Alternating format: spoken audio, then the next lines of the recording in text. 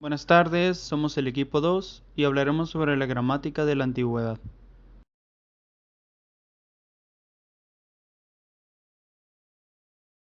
Para comenzar tenemos lo que son los órdenes. Los órdenes se hacían referencia a columnas que descansaban sobre pedestales. Estas podían ser opcionales en referencia a que si uso o funcionalidad.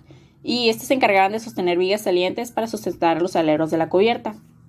Ahora, ¿qué podemos hacer con estos órdenes?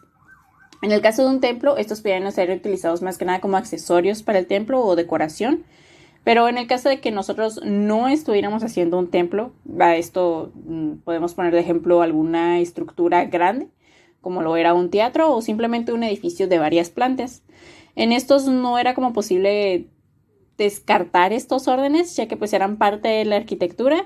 Sin embargo, lo que muchos pensarían sería es de que, ok, pues vamos mejor a empezar un nuevo principio donde hagamos órdenes específicos para este tipo de edificaciones. Pero los romanos no pensaban como de esta forma, ya que en estos principios se encontraban mucho lo que eran como tipo edificaciones con arcos y bóvedas. Entonces los romanos creían que un edificio con solo arcos y bóvedas no era una construcción que me transmitiera como alguna felicidad, algún sentimiento o algo. Ellos querían que este tipo de edificación transmitiera algo más. Entonces, pues para ello decidieron combinar estos tipos de accesorios en las edificaciones, lo que eran como los arcos y las bóvedas, decidieron combinarlos con estos órdenes, de estas columnas. Y es así que ellos terminan creando su propia arquitectura. Y ya con esto llegan a lo que es como un nuevo nivel arquitectónico, una nueva forma de expresión para ellos. Y pues para lograr este tipo de arquitectura, este nuevo nivel arquitectónico, era necesario un conjunto.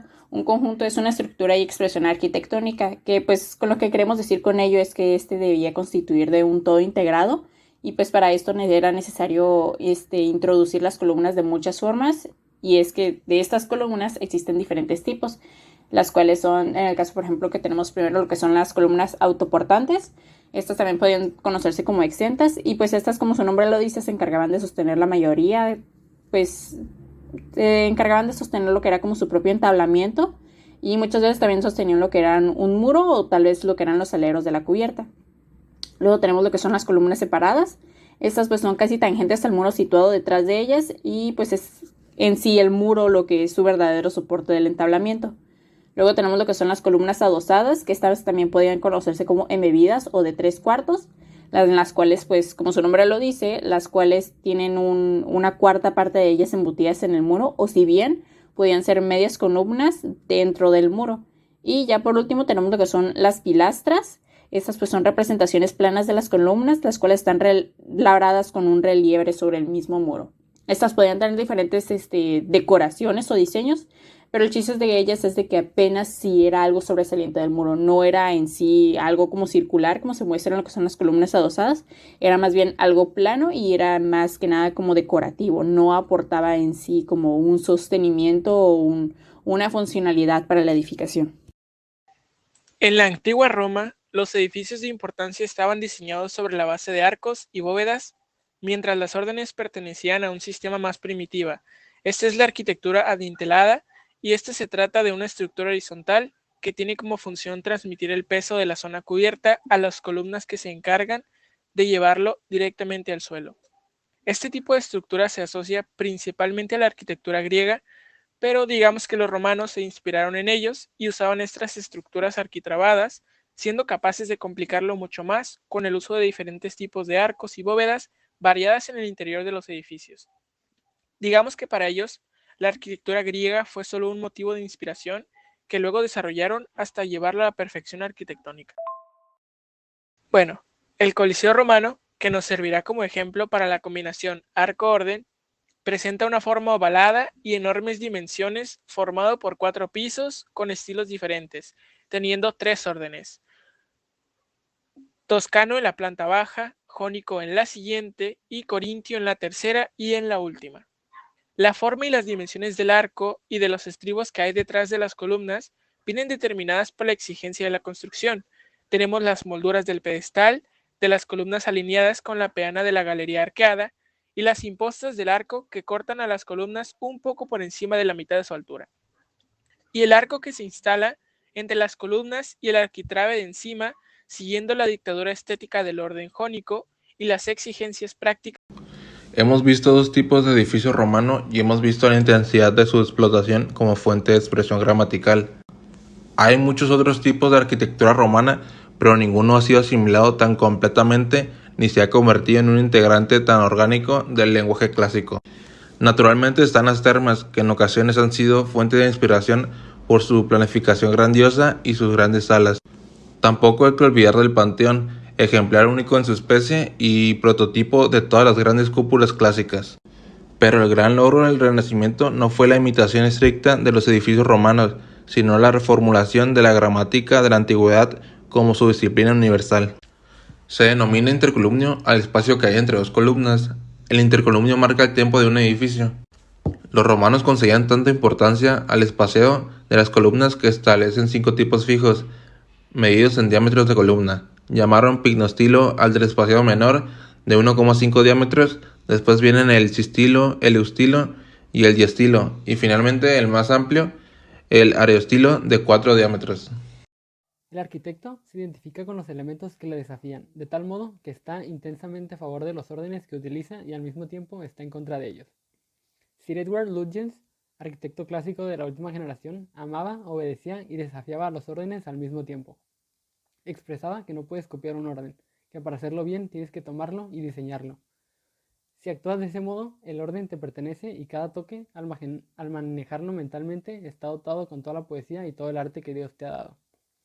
No puedes jugar al original con los órdenes, tienes que digerirlos tan perfectamente que al final no queda nada sino la esencia, y cuando lo haces bien son curiosamente bellos e inalterables. Los órdenes evolucionaron como arquitectura de templos, pero la propia forma del templo no fue imitada hasta los siglos XVIII y XIX. El templo resurgió cuando la antigüedad clásica empezó a ser considerada desde una perspectiva histórica más amplia, y aún así como un símbolo de poder más que como un edificio religioso. El Arco del Triunfo es uno de los símbolos más famosos de París, siendo este representante de la victoria del ejército francés bajo las órdenes de Napoleón, así como representación del movimiento renacentista. El monumento fue diseñado por Jean Chalgrin en 1806. Su construcción fue en la época del movimiento neoclásico, que comenzó a mediados del siglo XVIII por una relación en contra del movimiento barroco y su ornamentación, este siendo resultado de este movimiento neoclásico y del barroco tardío. A veces estos con un compuesto en la cúspide. Un ejemplo muy claro es el Coliseo de Roma del primer siglo, que se dice que es un ejemplo espectacular de orden compuesto. Órdenes superpuestos. Los romanos tomaron las órdenes de la arquitectura de templos, manipulándolos para decorar y pues así controlar sus monumentos seculares. Ellos cuando alcanzaron varias plantas le dieron un nombre a cada una de ellas y su propio orden. El Arco del Triunfo es uno de los símbolos más famosos de París, siendo este representante de la victoria del ejército francés bajo las órdenes de Napoleón, así como representación del movimiento renacentista. El monumento fue diseñado por Jean Chalgrin en 1806.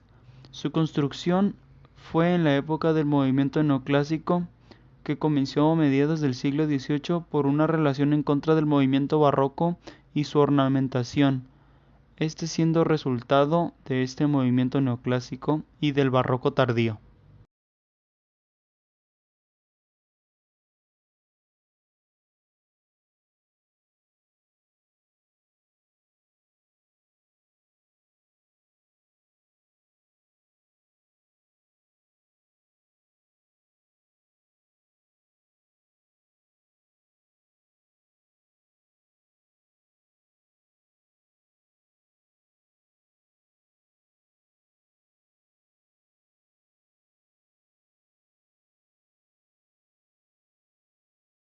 El Panteón de Roma es una de las obras más representativas de la arquitectura antigua romana, desde el periodo del Renacimiento, dándole el uso de ser la academia de los virtuosos de la misma Roma. Este posee forma circular, con un pórtico con grandes columnas corintias de granito. Los materiales principales utilizados en la construcción de esta son la piedra sillería, el ladrillo y el mármol, este último sirviendo como elemento decorativo, dependiendo la nobleza del área en el que se usa.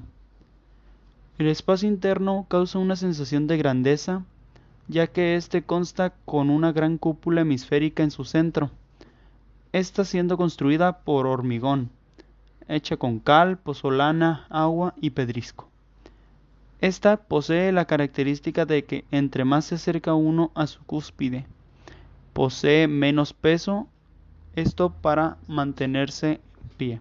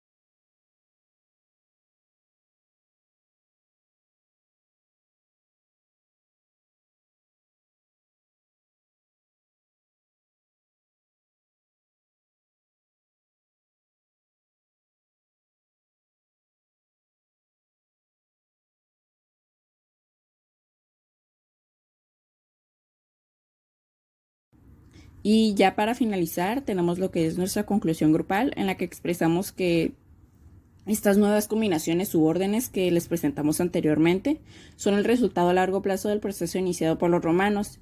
Y es que este tipo de órdenes, durante lo que es, bueno, para ellos, durante su lenguaje en la arquitectura clásica, no son solamente un accesorio, no son solamente una decoración o un elemento más, sino más bien son como, están integrados al punto de que incluso llegan a robar la atención de la misma arquitectura, pero siempre termina siendo como un conjunto controlado por ellos. Es algo que ellos pueden dar a conocer o acomodarlo a su gusto sin que necesariamente sea como que él logre opacar en toda la arquitectura.